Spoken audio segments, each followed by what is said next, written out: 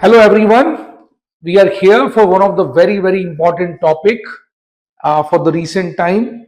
Yesterday, that is on 27 January, India has signed a historical deal, and none other than the EU chief has mentioned that this is mother of all deal.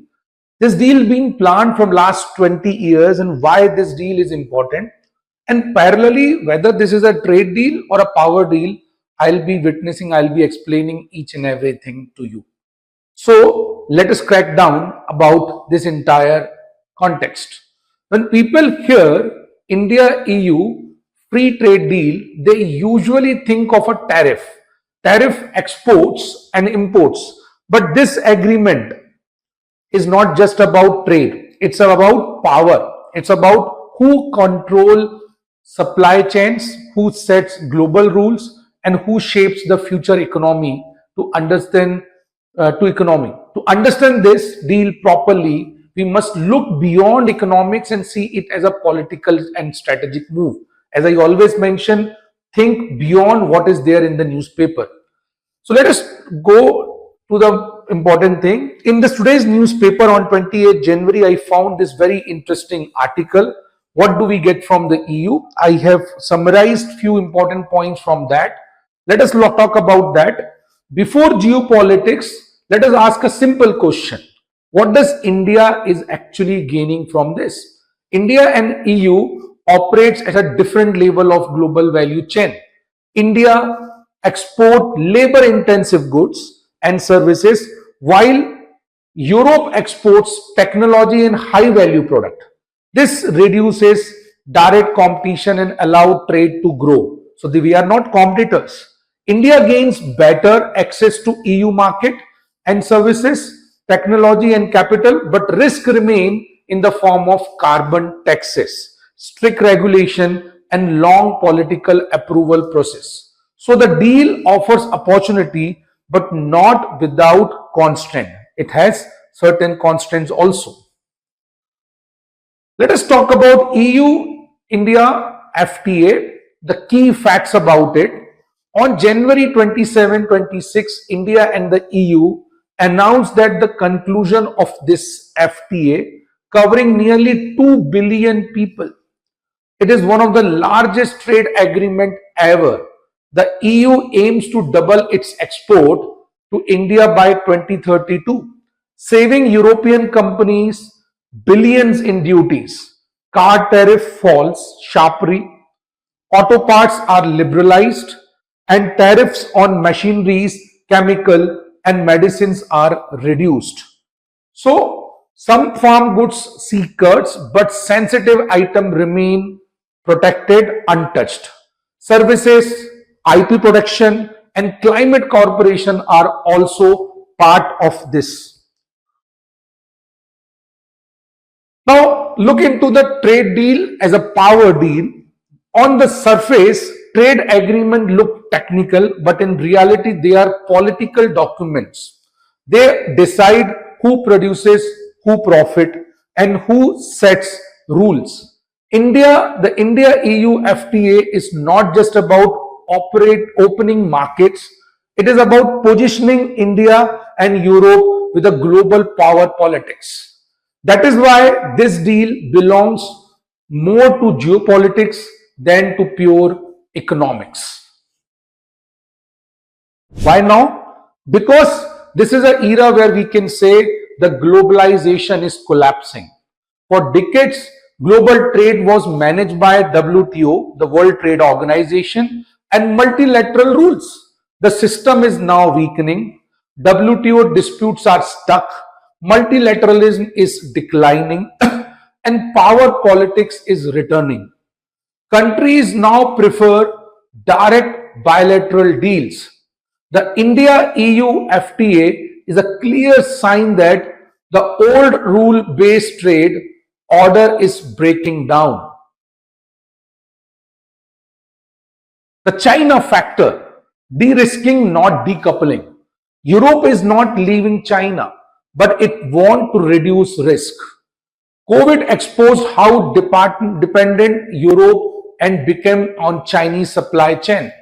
India becomes attractive because it is a large political, acceptable, democratic and non-hostile country. India is not a China's replacement, but a China hedge. Just like the companies are thinking of China one policy. The US factor also drives this trade agreement, economic unpredictability. The United States has become unpredictable due to sanction, trade war, and protectionist policies. Both India and Europe want to reduce vulnerability to US policy shift. The US FTA is partly a response to these uncertainties. Realistic view, trade as power. From realistically, if you can see, trade is tool of power. Europe want to access to India's market and the less development dependence on China. India want a strategic autonomy, technology, investment and leverage against major powers. This deal is strategic balancing through trade, not goodwill. Liberals and critical views, we need to think on that perspective also. Generally, liberal says trade creates peace through interdependence, but this assumes equal power, which does not exist. Europe export high-tech goods while India export labor-intensive goods and services. This creates a risk of inequality unless India upgrades its industries. The risk is real, true, though not inevitable. Political economy gains and loses. Trade is never neutral. It is redistributed power inside societies. Some industries and regions gains, other loses. This FTA will reshape India's internal economy.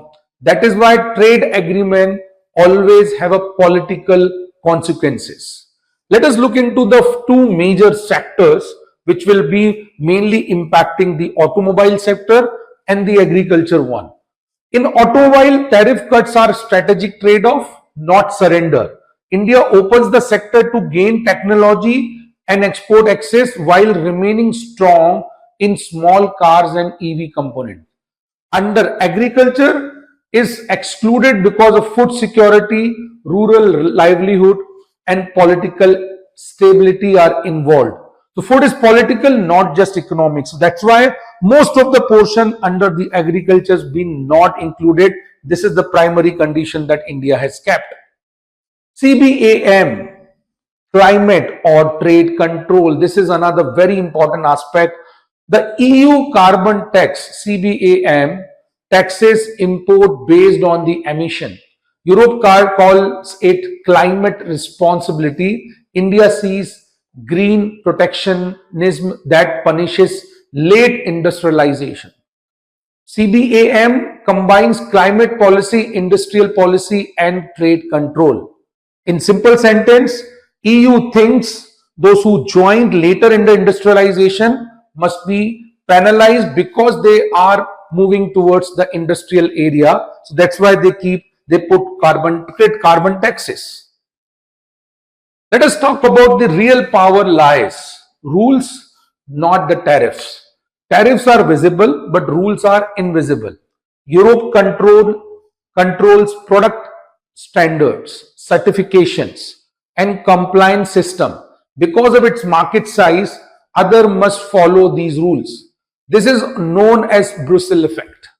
Real power lies in rule making, not tariffs. Services and labor, the silent battle. India's biggest interest is services like IT and digital export. Europe want these services but face domestic resistance to immigration.